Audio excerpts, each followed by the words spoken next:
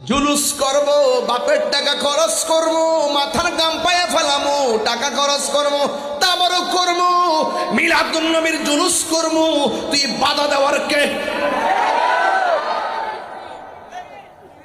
তোর ভালো না লাগে তুই ঘুমায় থাক, কাঁথা মুড়ায় ঘুমায় থাক।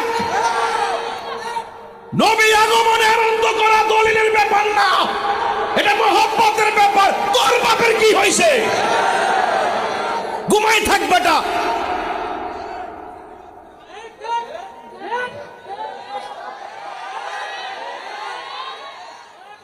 আমার যুবক ভাইরা, এবার কুমিল্লার জুলুস কি ছোট হবে না বড় হবে?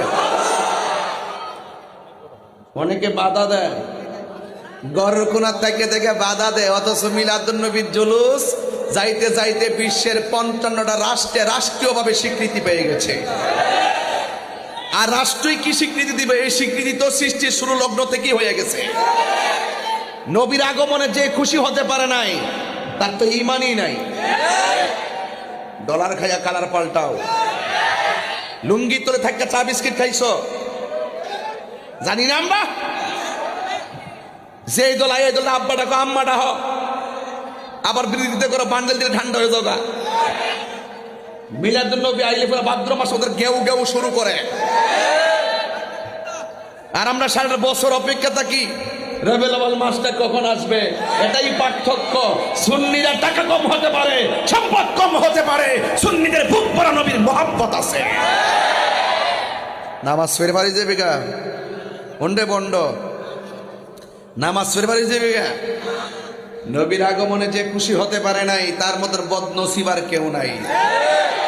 আমার পোলা পান্ডি কই, শুধু করতা হইস।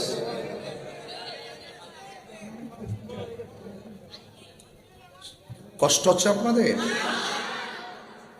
এই জন্য আমি বলতে চেয়েছিলাম, নবীকে পায়া কি একদিন খুশি না প্রতিদিন খুশি?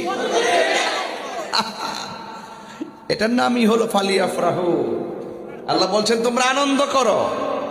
সুবহানাল্লাহ কইতে না গেলে দুই ঈদের বাইরে বলে কোনো ঈদ নাই। রোহিঙ্গা বলে কি, যেই রোহিঙ্গা বলে দুই ঈদের পরে ঈদ নাই, এটা জাহান্নামী, এটা কাফের, এটা কাফের।